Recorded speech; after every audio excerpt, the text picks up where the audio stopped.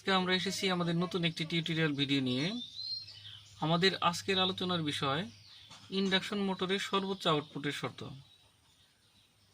আমরা যে কোনো এসি মেশিনের মধ্যে আমরা ইন্ডাস্ট্রিয়াল লেভেলে যখন মোটর ব্যবহার করি, হেভি মোটরের কাজের ক্ষেত্রে আমরা সবসময় 3 ফেজ ইন্ডাকশন মোটর প্রিফার করি। আমরা এখানে একটা 3 ফেজ ইন্ডাকশন মোটরেরই সর্বোচ্চ আউটপুটের শর্তটা জানার চেষ্টা করব, কখন সেটা সর্বোচ্চ আউটপুট দিতে পারবে।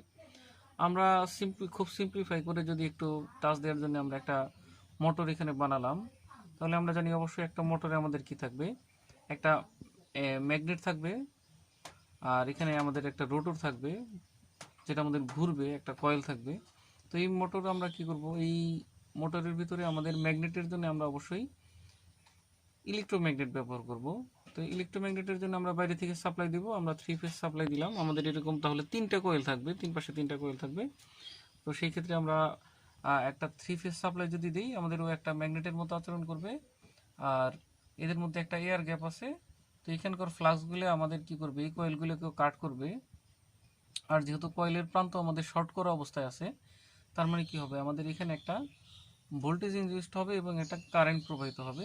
সুতরাং ও আমাদের একটা ম্যাগনেটের মতো আচরণ করবে। পরবর্তীতে দুইটা ম্যাগনেট আমাদের কি হবে, টর্ক উৎপন্ন করবে। টর্কের কারণে আমাদের এখানে ঘুরতে থাকবে। যখন শ্যাফট ঘুরবে তখন কি আমরা একটা মেকানিক্যাল পাওয়ার পাবো, অবশ্যই আমরা মেকানিক্যাল পাওয়ার পাবো। আর সেই পাওয়ারটাকে আমরা ইলেকট্রিক্যাল ফর্মে যদি কনভার্ট করি, আমরা সবসময় জানি ইলেকট্রিক্যাল পাওয়ার সবসময় I²R হয়। যেহেতু 3 ফেজ পাওয়ার আমরা নিচ্ছি, তো আমরা 3I²R দিলাম। আর এই এটাকে বলবো হচ্ছে, আমরা এর নাম বলবো আমরা সবসময় হচ্ছে স্ট্যাটর।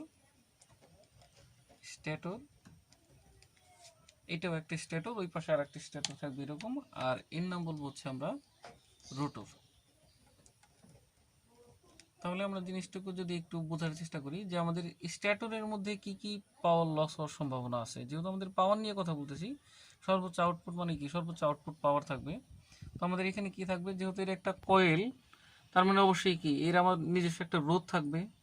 নিজস্ব রোধের নাম যদি আমরা, এর রোধের নাম যদি আমরা লিখলাম, স্ট্যাটরের রোধের নাম R1, অবশ্যই কি আমাদের রোটরের মধ্যে একটা রোধ থাকবে। রোটরের রোধ যেহেতু আমাদের কয়েলের নিজস্ব একটা রোধ থাকবে, তার নাম দিলাম হচ্ছে R2। আবার আমাদের স্ট্যাটরটা কি কয়েলের মতো আছে যেহেতু, তাহলে কি হবে, আমাদের এখানে অবশ্যই একটা ইন্ডাকটিভ রিঅ্যাকট্যান্স থাকবে, তার নাম দিলাম হচ্ছে আমরা X1। এখানেও কি আমাদের রোটরের মধ্যে একটা ইন্ডাকটিভ রিঅ্যাকট্যান্স থাকবে, তার নাম দিলাম হচ্ছে X2। আর একটা জিনিস আমরা লক্ষ্য করব যে আমরা নর্মালি একটা মোটর, যদি ছোট মোটর, একটা স্বাভাবিক মোটরের কথা চিন্তা করি, যে আমরা মোটরে যখন লোড দিব, একটা মোটরে যদি পাখা লাগাই, এখানে একটা কোনো কাজের জন্য একটা মেশিন ঘোরাতে দেই, তাহলে কি হবে, যদি আমাদের এখানে লোডের পরিমাণ যত বাড়বে, যদি 5 কেজি জিনিস ঘোরাতে হয়, তাহলে যে পরিমাণ এর পাওয়ার নেবে, অবশ্যই 10 কেজি দিলে পাওয়ার বেশি কনজিউম করবে। তার মানে কি, অবশ্যই আমাদের এখানে আমাদের পাওয়ারের লোডের উপরে আমাদের কি পাওয়ারটা কম বেশি কনজিউম হবে।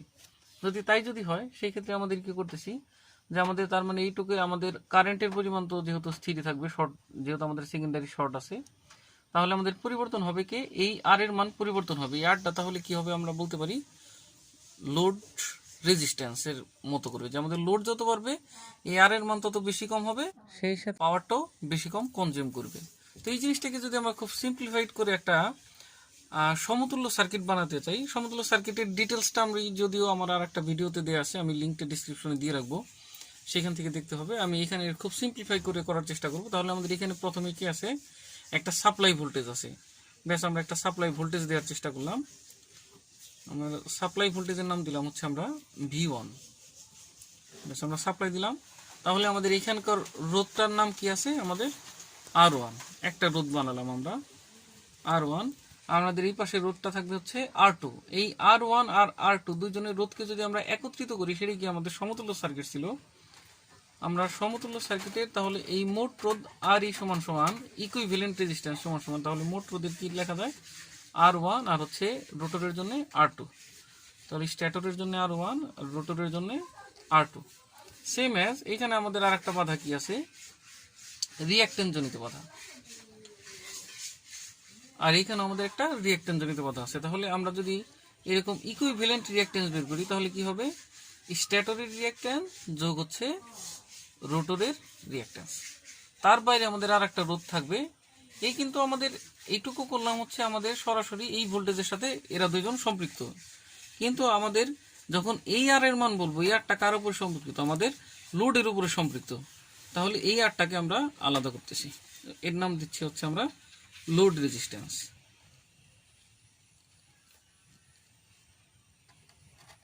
আমরা এই রেজিস্ট্যান্সটার মাঝে দিলাম, এটা কি ভেরিয়েবল বোঝাচ্ছি যে এটা বাড়বে কমবে, আমাদের লোড বাড়া কমার সাথে সাথে এর মানটাও বাড়ানো কমানো সম্ভব, তাহলে এর নাম দিলাম হচ্ছে আমরা আর এল। এখন আর এল সমান সমান আমরা সূত্র জানি R2 ইন্টু 1/s মাইনাস 1, এসটা হচ্ছে স্লিপ আমাদের, আর আর টু কি আমাদের রোটর রেজিস্ট্যান্স, এর উপর আমাদের নির্ভর করবে। ব্যাস, আরেকটা জিনিস যদি আমরা কল্পনা করি, এখান দিয়ে আমাদের অবশ্যই একটা কারেন্ট প্রবাহিত হবে, এর মধ্যে দিয়ে প্রবাহিত কারেন্টের নাম যদি আমি I1 বলি, আমাদের রোটরের ভিতরেও কি একটা কারেন্ট প্রবাহিত হবে, তার নাম আমরা বলতেছি হচ্ছে I2।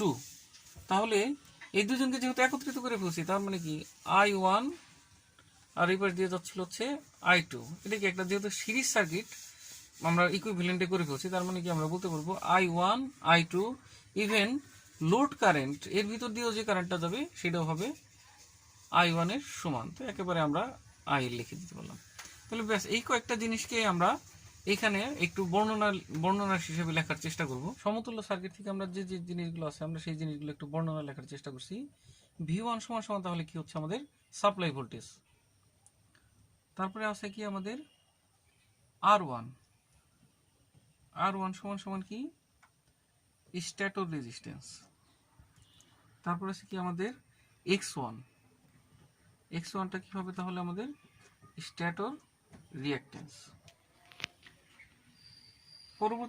পরবর্তীতে আমরা করতে চাচ্ছি যে আমাদের তারপরে আছে কি R2 সমান সমান তাহলে কি দাঁড়াচ্ছে আমাদের রোটর রেজিস্ট্যান্স। তারপর আছে হচ্ছে আমাদের X2 সমান সমান আছে তাহলে আমাদের রোটর রিঅ্যাকট্যান্স। তাহলে আমাদের এই সমতুল্য সার্কিটের মধ্যে এবার আমরা যে জিনিসটা দেখতে পাচ্ছি RE প্রাইম দিকে, যদি আমরা যেহেতু প্রাইমারির দিকে আনছি, প্রাইমারি দিকে মানে কি স্ট্যাটরের দিকে আনছি, XC প্রাইম দিকে, তাহলে RE প্রাইম সমান সমান কি দাঁড়াচ্ছে আমাদের R1 প্লাস R2 সমান সমান কি দাঁড়াচ্ছে আমাদের স্ট্যাটরের সমতুল্য রেজিস্ট্যান্স। তারপর আছে আমাদের কি XC প্রাইম সমান সমান তাহলে আমাদের কি দাঁড়াচ্ছে X1 প্লাস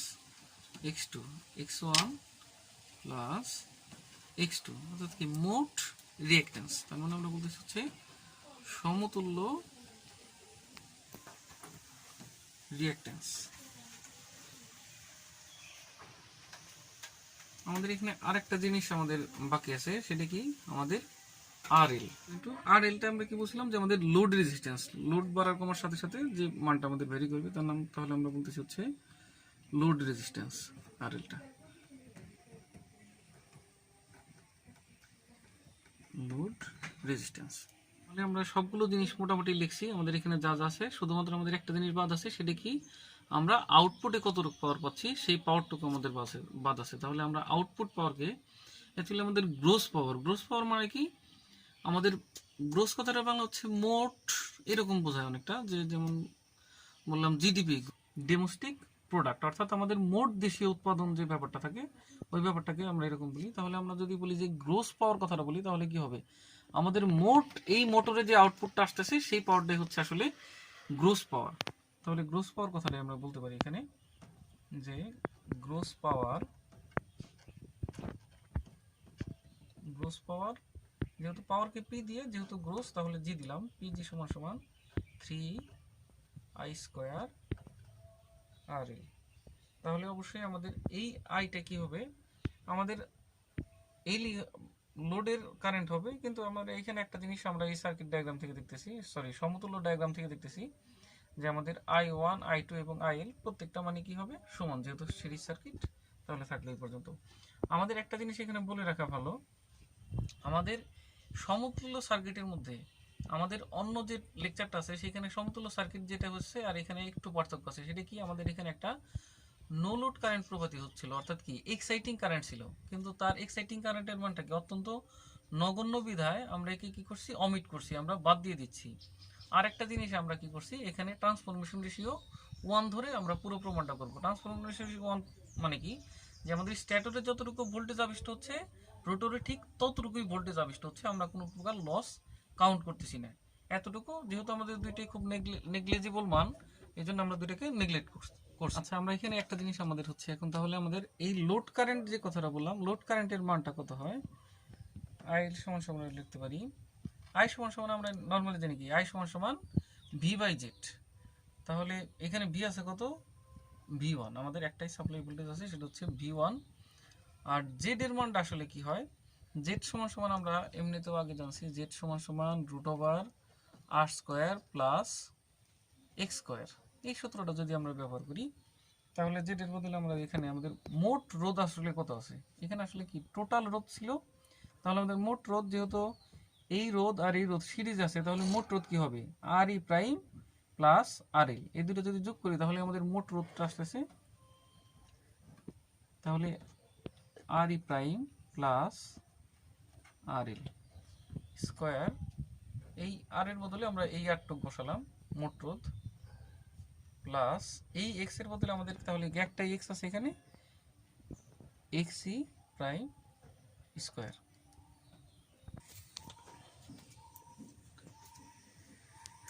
তাহলে আমরা যদি এবার আমাদের গ্রোস পাওয়ারের মধ্যে এই আইএল এর মানটা ইনপুট করে দেই, সুতরাং পিজি সমান সমান কি বলা যাচ্ছে, 3 আই এর বদলে আমরা কি বসাতে পারি,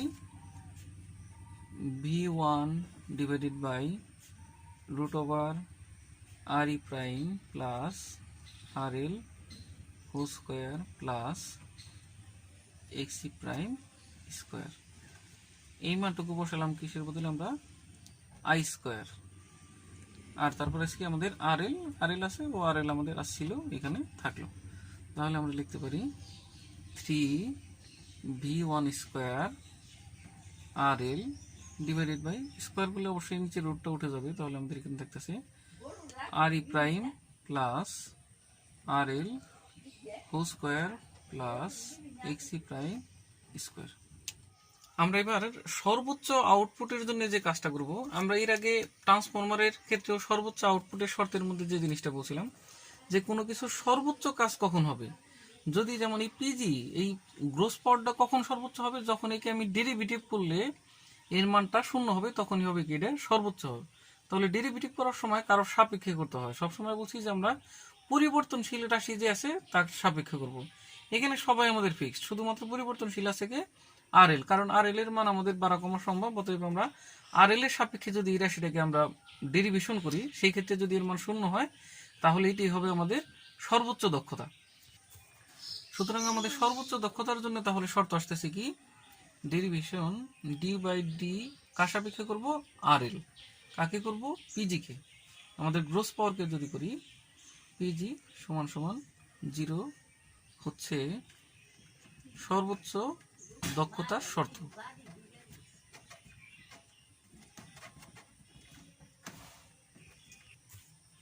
সুতরাং আমরা একে এবার ডিএল এর সাপেক্ষে ডেরিভেশন করি, D by D R L, পুরোটাকে যদি আমরা করি 3v1 square R L divided by R E prime plus R L whole square plus X E prime whole square সমান সমান, তাহলে কি আসবে 0। আমরা জাস্ট পিজির বদলে মানটা বসিয়ে দিলাম। এইটুকে ডেরিভেশন করার জন্য আমরা অবশ্যই আমাদের একটা ডিফারেন্সিয়েশনের সূত্র মনে রাখতে হবে। আমরা শিখছিলাম আগে D by DX U by V, এই যদি আমাদের ডেরিভেশন হয়ে থাকে, তাহলে এই ডেরিভেশনের ফর্মুলা ছিল আমাদের V D by DX U minus U D by DX V divided by V square. আমরা এবার এই ফর্মুলায় যদি বসাই ইউর বদলে, তাহলে কি আসতেছে আমাদের 3 ভি ওয়ান স্কোয়ার আর এল, এইটুকু আসতেছে আমাদের ইউর মান, আর এই পুরোটুকু আমাদের কিসের মান, ভির মান। তাহলে এই ফর্মুলায় আমরা জাস্ট শুধু বসিয়ে দিব।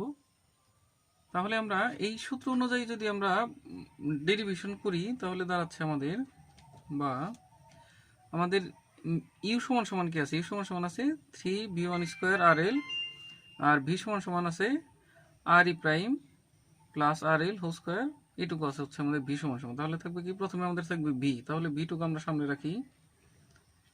ভি সমান সমান আছে আমাদের R E prime plus R L whole square plus X E prime square. তারপরে আছে আমাদের D by D R L থাকবে, তাহলে D by D R L, এইটুকুর সাথে আমাদের ডেরিভেশন থাকবে কি ইউ, ইউ মানে কি তাহলে কি উপরের টুক three V one square R L minus আমাদের থাকবে কি ইউ, ঠিক আছে। তাহলে আমাদের এবার থাকবে কি ইউ, ইউ মানে তাহলে কোনটুকু আছে আমাদের উপরের টুক, তাহলে three V one square R এল থাকলো। তারপর থাকবে ডি বাই ডি আর এল, আমরা সেম এটার মধ্যে এবার তাহলে কি থাকবে আমাদের ভি, ভি মানে তাহলে কোনটুকু আছে নিচের টুকু R E prime plus R L whole square plus X E prime square, আর নিচে থাকবে হচ্ছে ভি স্কোয়ার, ভি মানে তাহলে কি থাকবে আমাদের R E prime plus R L whole square plus X E prime square, তাহলে থাকবে হচ্ছে আর একটা স্কোয়ার, এটা ফর্মুলার স্কোয়ার। এই পুরোটার মান যদি আমরা ভি হয় তাহলে ভি স্কোয়ার থাকবে, আর সমান সমান আমাদের কি থাকতেছে, তাহলে এই পাশে জিরো ছিল জিরোই থাকবে, বা ঠিক আছে। তাহলে আমরা ডেরিভেশন করি, তাহলে আমাদের এটুকের জন্য যা আছে তাই থাকবে আমাদের R E prime plus R L whole square plus X E prime square, আমাদের তাহলে যা আছে তাই থাকলো। আর আমাদের এইটুকের ডেরিভেশন করলে কি আছে, আমাদের আর এল সাপেক্ষে যদি ডেরিভেশন করি তাহলে আর এল ডেরিভেশন করলে ওই আমরা যে সূত্র শিখলাম ডি বাই ডি এক্স, এক্সকে যদি ডেরিভেশন করা হয় এটার মান আসে ওয়ান, অর্থাৎ আর এল যদি ওয়ান হয় আর এইটুকু যা আছে তাই থাকবে এর সাথে ওয়ান গুণ অবস্থায়, তাহলে থাকতেছে হচ্ছে three V one square R এল এর বদলে আসতেছে হচ্ছে ইন্টু ওয়ান, ওয়ান তো আমাদের গুণ দেওয়ার দরকার নেই, যা আছে তাই থাকলো। তারপরের লাইনে আমরা কি করতে চাচ্ছি, যে আমাদের সামনে যেটুকু আছে এটুকু থাকতেছে three V one square R L, এইটুকুকে ডেরিভেশন করলে আমরা যদি D by D X into X to the power N এর ফর্মুলা যায় N into X to the power N minus one, আমাদের এই ফর্মুলাও কাজে লাগবে। তাহলে আমরা এই ফর্মুলাটাকে একটু আলাদা করে যদি রাখি, তাহলে এই পুরাটার জন্য আছে N into X to the power N, তার মানে কি আসতেছে আমাদের এন মানে আসতেছে কত two into X to the power মানে কত, এক্স মানে কি পুরাটার মান R E prime plus R L into X to the power two minus one N minus one, তার মানে কি পাওয়ার ওয়ান থাকবে, থাকলেও তাই না থাকলেও তাই। আর এইটুকুকে যদি আমরা ডেরিভেশন করি, এটা যেহেতু একটা কনস্ট্যান্ট ভ্যালু তার মানে এটা কত আসতেছে আমাদের অবশ্যই আসবে জিরো। তার আগে এখানে আরেকটা জিনিস থাকবে, আমাদের যেহেতু এইটুকের ভিতরে আবার আরেকটা আর এল আছে, ওইটুকের জন্য আর এল এর সাপেক্ষে যদি আমরা এই আর এলকে আবার ডেরিভেশন করি তাহলে এইটুকের মান আসবে হচ্ছে আমাদের ওয়ান। এই ওয়ানটা আসলে ভ্যারি করে না, না দিলেও কোনো সমস্যা নেই, আমরা এইটুককে যদি ব্র্যাকেট দিয়ে আটকে দিই আর নিচে যা ছিল তাই থাকতেছে আমাদের R E prime plus R L whole square plus X E prime square তার হচ্ছে হোল স্কোয়ার সমান সমান আসতেছে হচ্ছে আমাদের জিরো।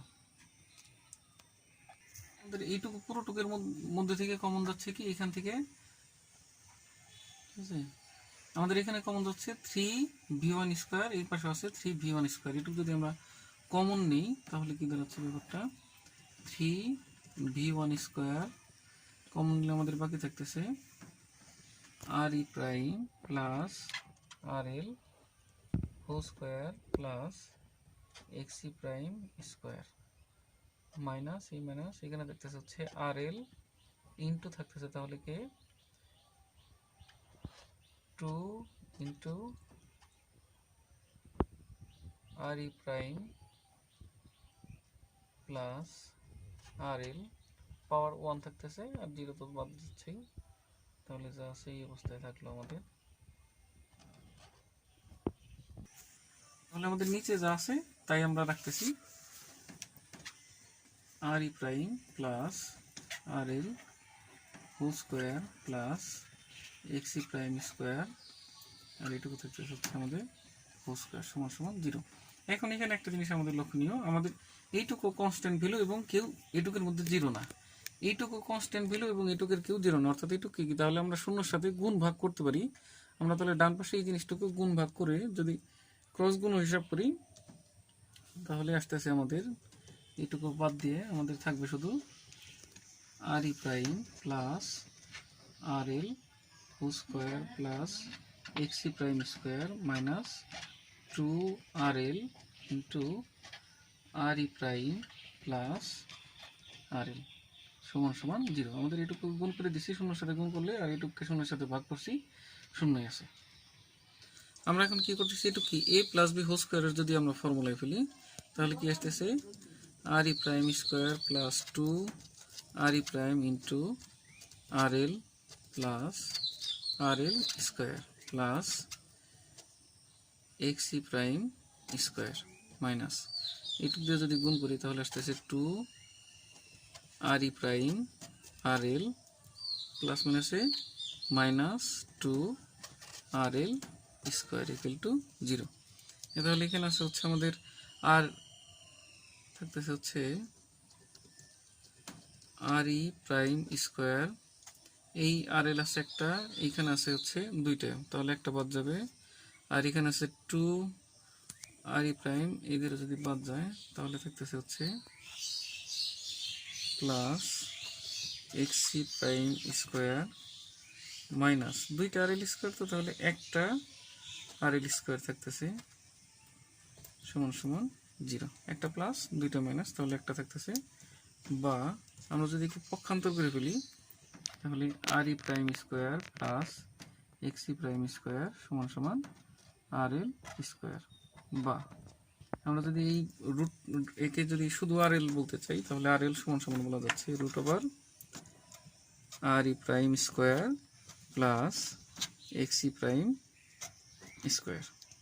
কিন্তু আমাদের এইটুকের মান আসলে কিসের মানের সাথে সমান সমান, কিন্তু আমাদের এই আর এল সমান সমান যে মানটা আসলো, আমরা সমতুল্য ইম্পিডেন্স সমান সমান কি শিখছিলাম, কিন্তু সমতুল্য ইম্পিডেন্স সমান আমরা জেডি প্রাইম সমান সমান জেডি সমান সমান আমরা কি শিখতেছি, সমতুল্য ইম্পিডেন্স কেন একটা জেড নটও বলি আমরা, সমান সমান root over R E prime square plus X E prime square. এটা দিয়ে যদি প্রমাণ করি, তাহলে জেড নট সমান সমান এটুকু বলা যাচ্ছে, আর এল সমান সমান এটুকু বলা যাচ্ছে, তাহলে কি বলা যাচ্ছে আর এল আবার এটারও সমান, সুতরাং আর এল সমান সমান জেড নট বলা যায়, এটা প্রমাণিত। আমাদের 3 ফেজ ইন্ডাকশন মোটরের জন্য সর্বোচ্চ আউটপুটের শর্ত হচ্ছে লোড রেজিস্ট্যান্স আর হচ্ছে আমাদের সমতুল্য ইম্পিডেন্স সবসময় সমান হতে হবে। সম্পূর্ণ ভিডিওটি দেখার জন্য আপনাদের সবাইকে অসংখ্য ধন্যবাদ। আপনাদের যে কোনো ধরনের মন্তব্য সমালোচনা করে আমাদের সঙ্গেই থাকুন। ধন্যবাদ সবাইকে।